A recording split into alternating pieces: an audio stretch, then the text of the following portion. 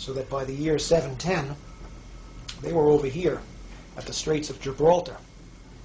That was only, let's see, about 60 years after the death of Muhammad. It took them only 60 years to conquer the entire Middle East and get over to this point right here. This puts us at the year 710 AD. Now in the year 710 AD, a fellow by this name, let's get him to stand up a little better, Tariq ibn Ziyad, means Tariq the son of Ziyad. Tariq was, I believe, a Moroccan. This is Morocco over here. In other words, he was a Moor, a man from Morocco. This whole North African empire, Islamic empire, came to be called the Moors, or in Shakespeare, the Blackamoors. Sounds like we had some black people there, huh? Tariq took the armies of Islam across the Straits of Gibraltar and landed on the Rock in the year 710 AD. You'll never guess what he did next. He burned the boats. He made up his mind that if his armies of Islam could not conquer Spain, they weren't going home. So he burned the damn boats, and that left them facing one way, which was straight forward. And in the year 710, they swept across the Iberian Peninsula, and they took the land that we now call Spain for Islam. For just about 800 years, until precisely the year 1492, the year Columbus sailed for America. For almost 800 years, Spain was a Muslim country. The armies stopped at the Pyrenees Mountains because they couldn't beat the French. In honor of his conquest, they called what is now called the Rock of Gibraltar Jabal al-Tariq, which means the Mountain of Tariq.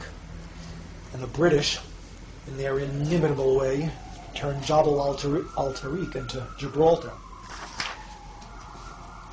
We now had an African Muslim empire which stretched from the Pyrenees Mountains, encompassing all of Spain, Morocco, and the whole north coast of Africa right up to Egypt, and the area south into the Sahara Desert as far as any man cared to stake a claim. This northern African empire, which was eventually headquartered in Spain, went under three names, and here they are. All the same empire, really, but three different names. From 710, the year that the Muslims moved into Spain, up until about the time of the Crusades, this was called the Umayyad Empire. And it wasn't just North Africa, because at that time, up until the Crusades, Islam had a world government. It was one empire, ruled from Damascus, and it was called the Umayyad Empire. But around the time of the Crusades, the Umayyad Empire fell apart into smaller empires.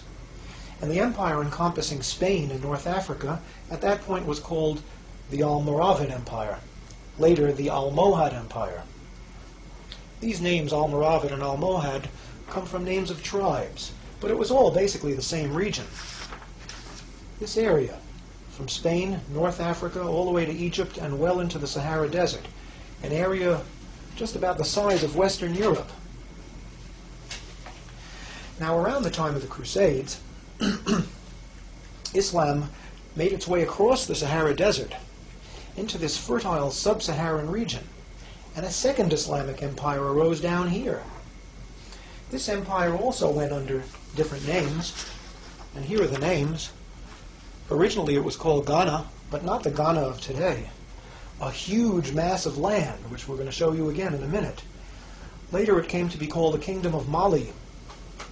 And finally, at around the time of Columbus, it was called the Kingdom of Songhai, Songhai being the name of an African tribe which conquered the territory. Three different names, but all really the same kingdom. A kingdom comprising the area from Senegal over here, all the way across the fertile sub-Saharan region to Chad, and well into the Sahara Desert. Again, an area almost the size of Western Europe. Now, I don't know if you can see it on your screen, but I'm pointing now to a river. This river flows from the mountains coming originally from Senegal, first east and then south. It's called the Niger River. And along the shores of the Niger River arose a civilization which eventually became the center of civilization in the Western world. Its headquarters was here. This is a city called Timbuktu. To those of you who are not familiar with this history, it might sound a little like a joke. Timbuktu. Timbuktu, at the time that Columbus sailed for America, was the center of Western civilization. Right here in the heart of Africa, on the shores of the Niger River. In other words, this was a city of niggers, some people would like to call them. But they outdid Whitey. Europe at this time was a mess. There was no real civilization to speak of. The Renaissance was just starting at the time that Timbuktu, down in the heart of so-called darkest Africa, was the center of world civilization. Sounds impossible, doesn't it? Not only is it possible, it was true. And if you don't believe it, look it up in any encyclopedia. Historians say another way with this is cult facts of history. Involves would just as soon not think about it. Now, before proceeding, I want to show you a few books. This book is called From Babylon to Timbuktu, written by Rudolph Windsor. I've spoken to Rudolph Windsor a few times. He's a great writer, and he takes the history of the sub-Saharan black empires as well as the northern Saharan black empires and makes them very readable. All the information in this book can be verified in any encyclopedia, but it's more interesting to read it here. Because Mr. Windsor is a sponsor of this show, we're going to be giving the address of his publishing company at the end. You can also obtain this book in many black bookstores or street stalls which cater to black books, although you won't necessarily be able to find this in Barnes & Noble. Great book. Here's another book which is a big source of information for me. It's called World's Great Men of Color. And this is a book you shouldn't have too much trouble finding in a library or elsewhere. It was written by J.A. Rogers, one of the great black writers of the early 20th century. Finally, here's a book that I'd love to be able to talk about, but I doubt there'll be time. It's called The Sign and the Seal by Graham Hancock. It was a bestseller for its genre not too long ago. It tells the story of the Ark of the Covenant. And if you're like me, by the time you finish this book, you're going to believe, as the author believes, that the Ark of the Covenant is in Ethiopia, where it's been for thousands of years. That is, God, if Mr. Hancock is correct, gave the Ark of the Covenant to niggers. Think about that. Of course, a lot of people don't believe that. I'm not 100% sure it's true myself, but I'm about 90% convinced.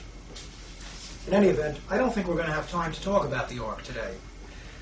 Let's talk about Spain during the Middle Ages. I want to read something to you. I want to read you a little passage about Moorish Spain as Europe's cultural center.